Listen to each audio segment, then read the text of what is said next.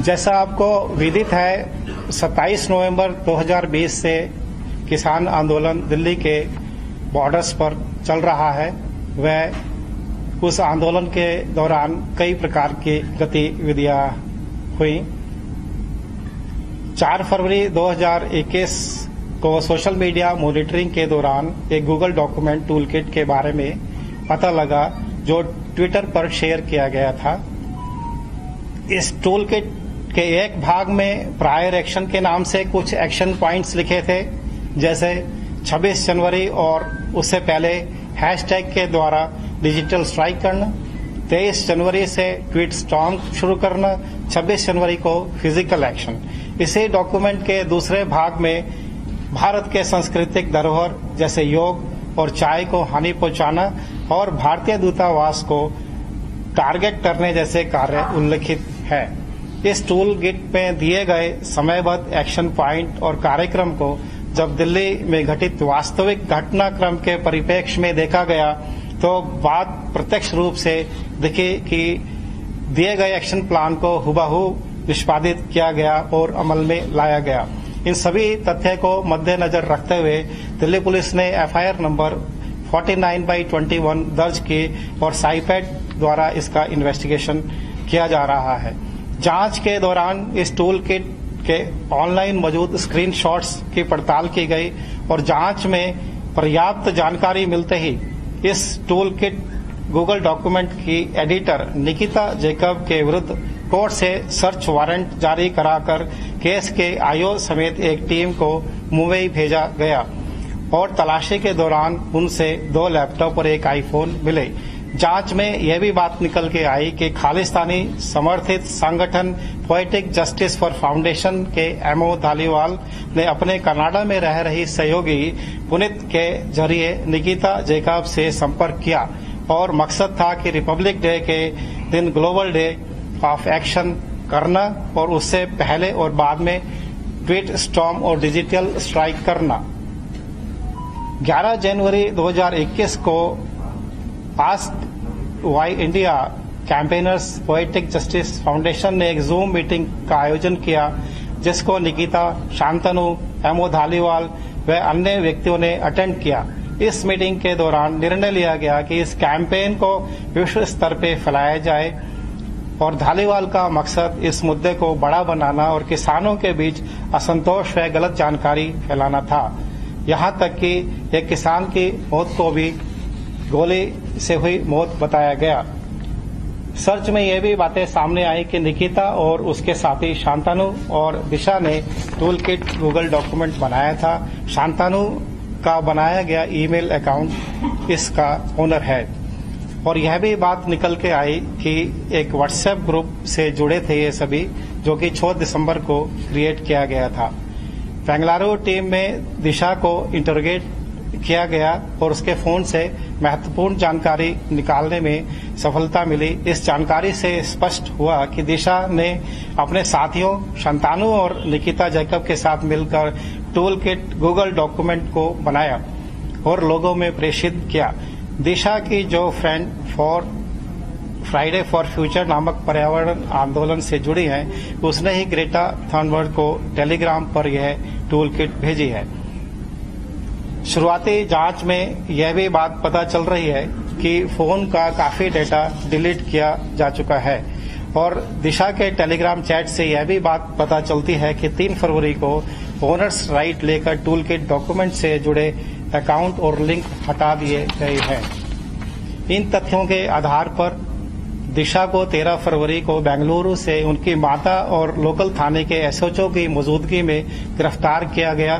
घर वालों और उनके वकील अभिषेक शेखरी को यह बताया गया कि अभियुक्त को दिल्ली ले जाया जा रहा है। वह दिल्ली लाकर प्रोसीजर के मुताबिक उनका मेडिकल कराया गया और कोर्ट में पेश किया गया।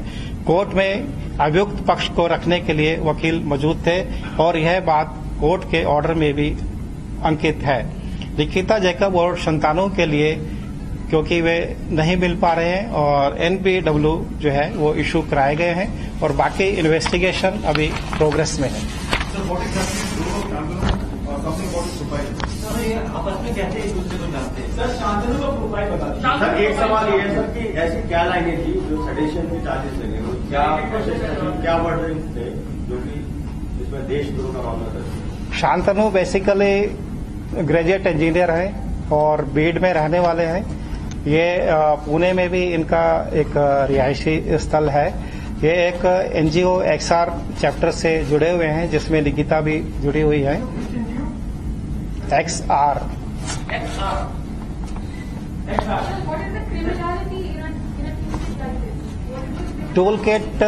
toolkit is already studied with the document released by the Poetic Justice Foundation, and it is Khalistani NGO based. Pardon? The organization which is already behind this toolkit is a banned organization. Sir इस investigation का एक बड़ा part Canada में है, विदेशों में। उसके लिए दिल्ली पुलिस अब क्या कोशिशें करेंगी उनसे पूछताछ के लिए, नोटिस जारी करने के लिए, क्योंकि आप तालिबान का नाम दे रहे हैं सर। और जो प्रोसीजर के मुताबिक हमें पावर्स अवेलेबल है उनका इस्तेमाल किया जाएगा इनको इस केस में तफ्तीश ज्वाइन कराने के लिए। सर दिशा और ये निकिता और शांतनु ये तीनों आपस में कैसे एक दूसरे को जानते थे? ग्रेटा थनबर्ग को ही क्यों चुना था कि अचानक वो मसीहा बनती हुई ट्वीट कर देती है? इसके पीछे की कॉन्स्पिरेसी क्या थी? मकसद ये था कि टूल किट को इतना प्रोपेगेट किया जाए वर्ल्ड वाइड के जो हमारी एम्बेसीज बाहर इंडिया से एम्बेसीज जो बाहर है उनके खिलाफ भी प्रदर्शन हो और जो इंडिया का जो इमेज है उसको टार्निश किया जाए। और इसलिए जो भी बड़े जैसे इनकी फॉलोइंग ज्यादा है उनको इसमें रोप इन किया गया।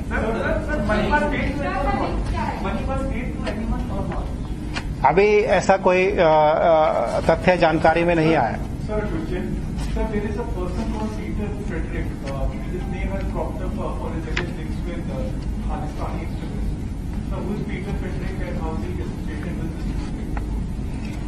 पीटर फेडरिक एक ऐसे व्यक्ति हैं जिन्होंने इस प्लान को बनाया है कि ये हैशटैग किस तरह से रन करने हैं, इसमें किसको टैग करना है और किस प्रकार से इसको आगे बढ़ाया जाए।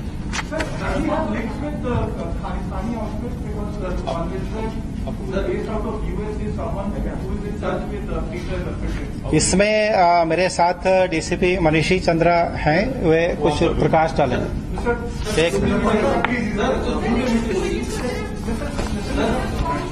Sir, what is Peter Frederick's role in this entire ठीक है सेंटर पे थोड़ा इधर आ जाइए।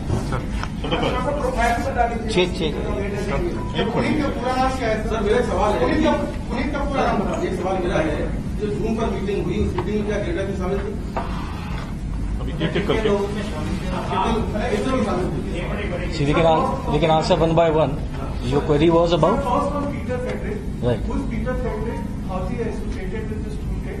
And does he have links with radical elements based out of US who propagate Khalistan? See, if you see the toolkit document, it's a very carefully crafted document, right? So, what hashtag is to be made to trend on a particular day? What action is to be taken? Who is to be tagged? And who is to be followed? So, if you focus on the section as to who is to be followed, you will find certain names of established media houses, reputed fact checkers, some non-governmental organizations, and then amongst those you will find one very, very incongruous looking name, and that very incongruous looking name is Peter Frederick. And to your query as to who is Peter Frederick, all that is shareable as of now is that Peter Frederick has been on the radars of Indian security establishment since late 2006, I'll say, when he was noticed being in the company of one Bhajan Singh Bhinder, Iqbal Chaudhary. You must have known this name, most of you must have known this name, at least those who are following the K2 desk of ISI. So he has been a very leading proponent of the K2 desk, Mr. Bhajan Singh Bhinder alias Iqbal Chaudhary. Peter Frederick got associated with him, there are ample proofs to this. Bhajan Singh Bhinder was a POI for the US DEA also for quite some time. and as of now he is running what we call as info operations or psyops. As to why the name of Peter Friedrich finds a place of relevance amongst those who are to be followed as resource persons is an answer which accused Disha or her colleagues will tell us. Whether it came from Mr. Mohd Dhaliwal or do they have a direct connection with Peter Friedrich or B.S. Bhinder. That is a part of investigation.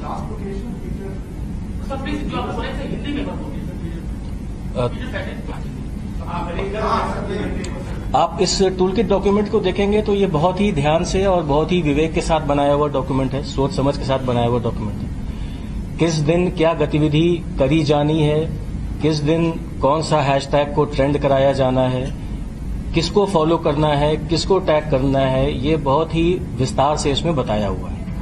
अगर आप ये देखेंगे कि किसको follow करना है, because follow उसको किया जाता है जिससे आप कंटेंट प्राप्ति की उम्मीद करते हैं, रिसोर्स पर्सन मानते हैं उसको, तो किसको फॉलो किया जाना है अगर आप इसको देखेंगे तो आपको उसमें established fact checking organisations, non governmental organisations, media houses जो हमारे आपके सबके संज्ञान में है, उनको फॉलो करने की बात करी।